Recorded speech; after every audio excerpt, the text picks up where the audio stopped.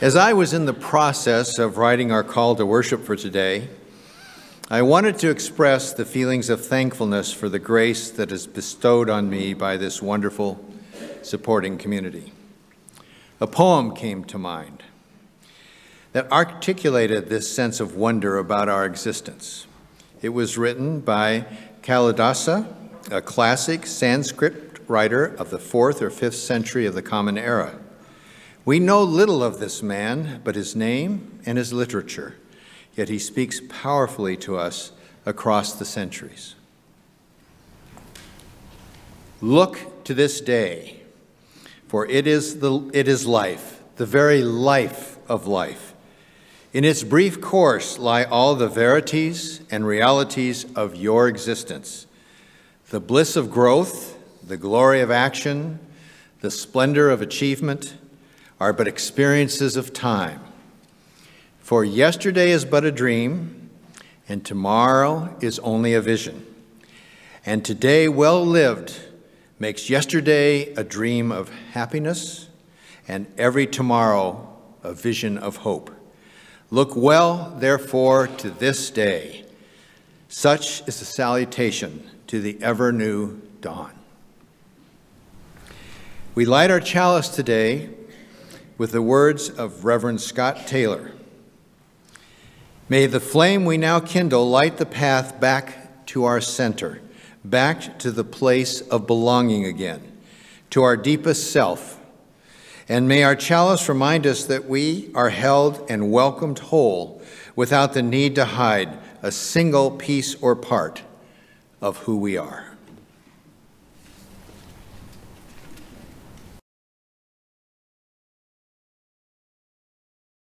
The first reading today is Head of the Year by Marge Piercy. The moon is dark tonight, a new moon for a new year. It is hollow and hungers to be full.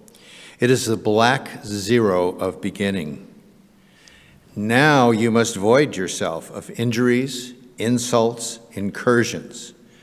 Go with empty hands to those who have hurt, and make amends. It is not too late. It is early and about to grow. Now is the time to do what you know you must and have feared to begin. Your face is dark too, as you turn inward to face yourself, the hidden twin of all you must grow to be. Forgive the dead year. Forgive yourself. What will be wants to push through your fingers. The light you see hides in your belly.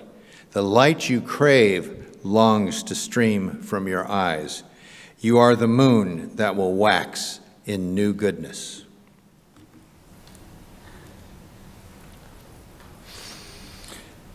The second reading is a blessing called Sanctuary by Jan Richardson.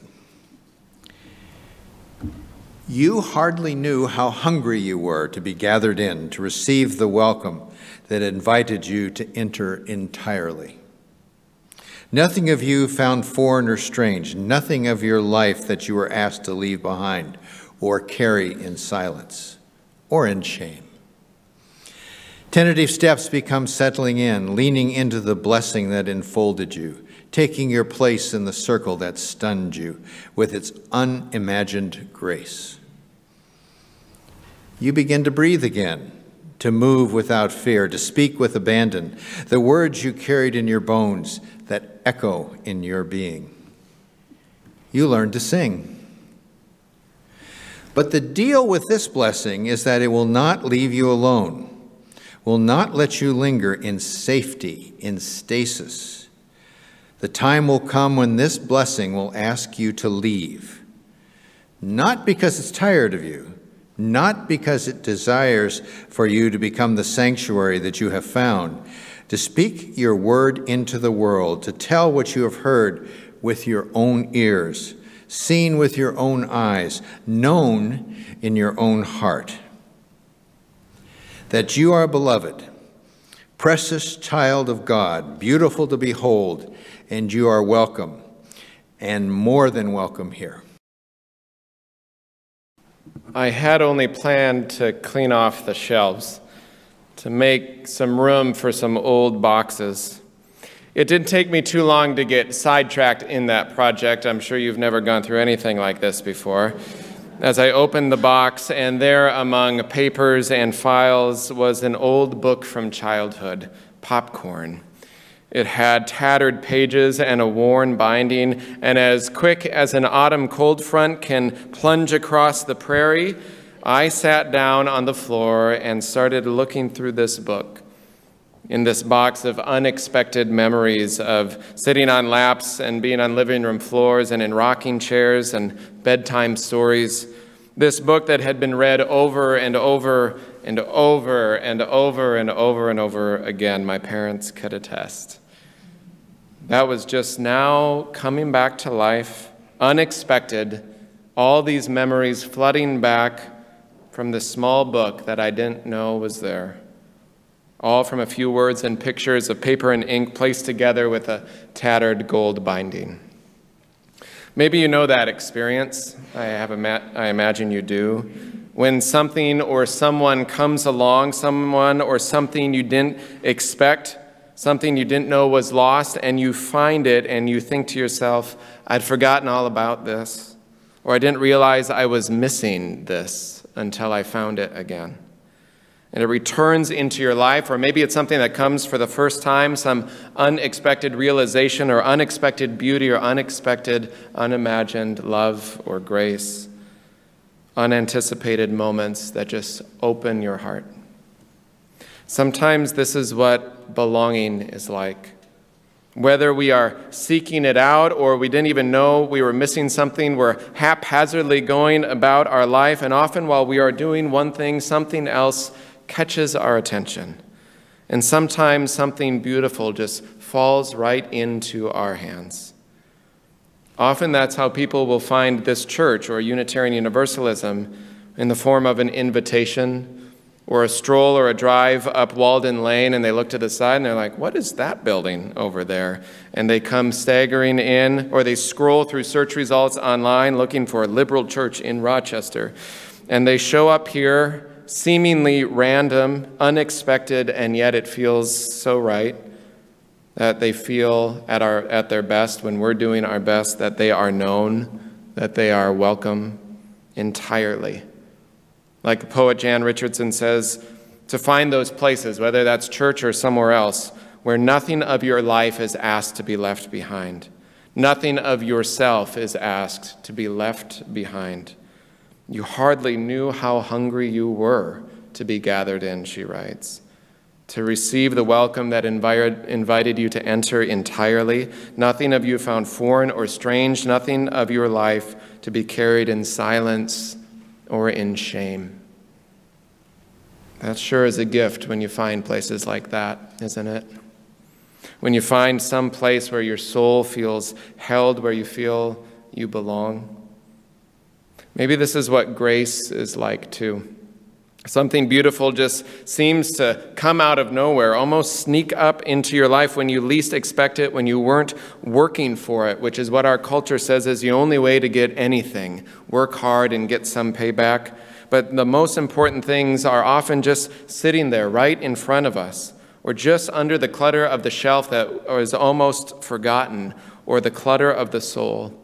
And when we shift some things around among the boxes and the paper on the shelf, or among the resentments and the grudges in the soul, something opens up or appears that we weren't looking for.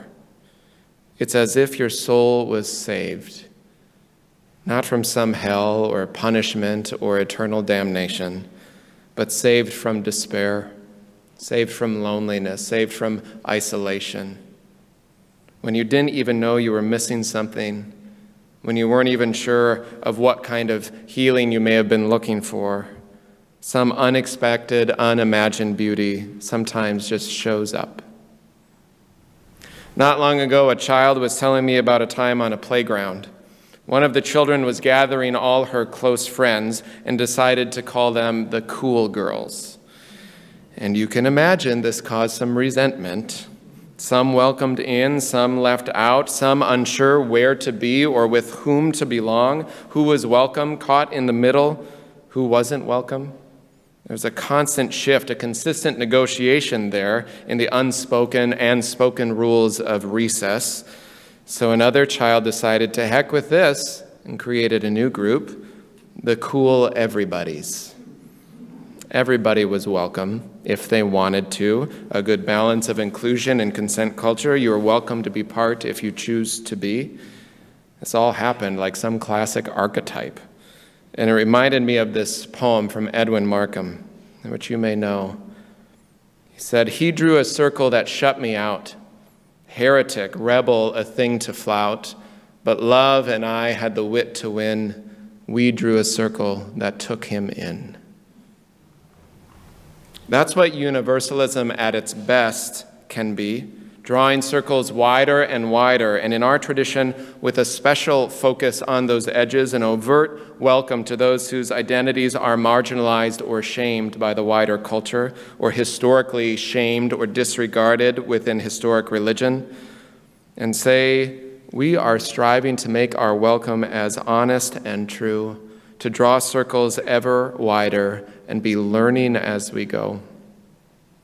And yet it is also true that things in this life are complicated. Sure, on the playground, there was a moment of the creation of a new utopian, beautiful community, inclusive, fun, much like our transcendentalist forebears, where they had beautiful communes that worked for a while. But the allure of exclusivity in this culture and in this world, of who is in and who is out, who's right, who is wrong, who's worthy and who is not, is alive and well still at recess. The negotiations among these little nations moving around the playground is not resolved. It's always in process, because that's just like this world. We've never outgrown it. It takes work to build places of inclusion. It takes intention and resolve and resilience and screwing up and asking for forgiveness and trying again. And the negotiations of who is us and who is them, where do we belong, is alive and well not only at recesses, but in the recesses of every heart and every soul, wondering, where do I belong and where am I known for who I am entirely? And how do we create something that is inclusive and beautiful, that can be sustained to survive a harsh world? And the deep longing to belong, which sometimes leads us to not the best relationships or associations. The negotiations of worthiness and belonging never stop at the playground or stop and pause in childhood, do they? They follow us lifelong.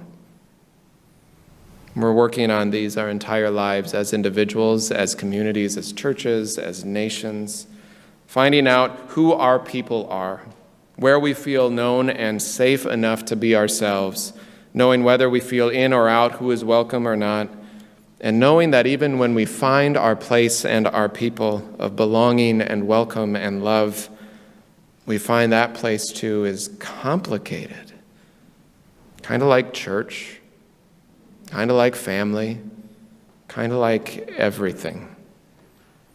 A few weeks ago, as a couple was leaving church here on a Sunday, we had a brief conversation in the lobby about family, challenges, expectations, hopes, disappointments, and they said something like, "I don't know about yours, but our family hasn't figured out yet how to be perfect." And I responded, "Don't worry, mine has. Never any problems, no disagreements, no hard feelings, ever. And I'll let you know how to do it. I've got some bullet points here, a little guide."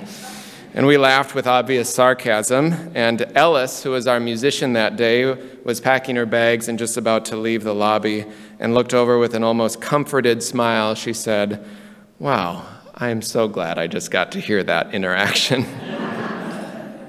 Because that's how it goes. Because we know deep down that the perfect life, the perfect world, family, whatever, is never something we can truly attain. We cognitively know that in our minds. But sometimes we feel in our hearts and souls that we should be able to figure this out after all this time of being in this world, all this history and wisdom of humanity. Why can't we figure it out? But when somebody names the model of perfection, as ridiculous, yet a real expectation that we hold sometimes. When they just name it as ridiculous, it opens up a space to breathe and remember, yeah, relationships in this life, they are beautiful and they are so hard and they take work. Sometimes beauty and love do just show up and other times they don't. This world is not made of one-way streets. Sometimes the work is this: to know and name our own shortcomings, to seek forgiveness from those we have wronged, and sometimes to forgive ourselves. And sometimes the work is being able to offer forgiveness to someone else. There is beauty in the practice of Yom Kippur and the Jewish practice of atonement and confession, reminding ourselves that sometimes we mess up and sometimes other people mess up. And the way to create community and belonging and to offer grace to ourselves and to others is to fess up and speak truth of harm done to others, known and unknown, of harm done to ourselves, known and unknown, and do the hard work of atonement. I love breaking up that word. It's literally at-one-ment, of reconnecting, reconciling fractured or broken relationships, saying, I'm sorry, and asking how to make amends. Not some simple forgiveness, but a real invitation to healing or the possibility of healing. How can I make this better? Or how can I just do better going forward? It's like in the way Marge Piercy writes, now you must void yourself of injuries and insults and incursions. Go with empty hands to those you have hurt and make amends. It's not too late, she says. I think that's something we don't always believe. To go with empty hands, this vulnerable place of openness to those we have hurt. To go with no expectations, no conditions, no negotiations, no agenda. To go with empty hands is sometimes the hardest part, rather than armed with defenses and arguments. Because I believe it's never too late to try to reconcile with a loved one, or it's never too late to name harm that has been done, and it's never too late to find some sense of release or forgiveness or reconciliation within yourself when it's been proven that some relationships do need to separate. Sometimes the only choice we have is to forgive someone as a way to let go of the burden that's festering within us that isn't having any healthy impact in the world. It's like in the words of Ilhan Omar, who recently spoke with Samantha Bee on Comedy Central. Samantha Bee's show is one of my core sources of wisdom and sermon inspiration. Many others on Comedy Central as well. Two modern prophets here, Samantha and Ilhan Omar. Samantha Bee said, how do you deal with people who think you're a terrorist or a disgrace to the country? How do you live with the attacks on your identity? And she said, I try to just not really care and ignore them. Speaking of the insults and the attacks, because she knows she can't just change these masses of people, at least not quickly. And she said, I tried to decide to not let them take up space in me anymore, rent-free. I wonder sometimes what might be living in my own mind or heart or soul, what resentment or grudge is taking up space in me, rent-free. There are 1,000 ways to ask for and to offer forgiveness. Sometimes it's ready, sometimes it's a process, sometimes there's new truths and realizations about harm that maybe can't be fixed. But there are moments where small acts of compassion and kindness, like picking up a phone and having a conversation that's really hard to have, or writing a letter, or even smiling or embracing, or even just looking someone in the eye, sometimes forgiveness can begin there. The time will come when this blessing, though, will ask you to leave, writes Jan Richardson, not because it is tired of you, but because it desires for you to become the sanctuary that you have found, to speak your truth and your word into the world, and to tell others what you have heard with your ears, seen with your eyes, known in your heart, that you are beloved. It's a hard thing to believe some days. Some days the threads that hold our life together feel frayed at best. Some days the thing that weaves us back into something that can hold us are made out of simple moments and people and places that remind us we belong fully as we are, our full broken and beautiful humanity, that we belong, that we are beloved. Some days, maybe every day, maybe in almost the same moment, you can feel lost and afraid, found and relieved, and something shows up, either some unexpected, unimagined moment of grace or beauty, or through the hard work of reconciliation and atonement, where we feel loved and beloved as if our soul is saved from feeling wretched. Because even if we aren't deep down a wretch, sometimes we feel wretched. Even if we aren't lost, sometimes we feel it and are looking for something, some love and beauty, sometimes the people right next to us, to find us, for love to find us again. There are moments that break open despair with a kind smile or an open door or an open heart, helping us remember we are worthy and beloved, that we belong to something that has helped us found again and again love. And isn't that amazing? Our closing hymn is Amazing Grace. As we sing this old hymn, I invite you to think about times when you have felt wretched and something beautiful has saved your life, or times you have felt lost and some love or beauty has found you. Or to think about the times, and maybe this is the hardest of all, the moment you first believed that you were beloved. I invite you to rise in body or spirit as we sing together. I invite you, as you're comfortable, to join a hand next to you. Place your hand on your heart and breathe deep the breath of life. Breathe deeply and know you are beloved. And every time you question it, may some beauty, some love break through your questions and remind you, you are beloved, you are beloved, you are beloved. Amen.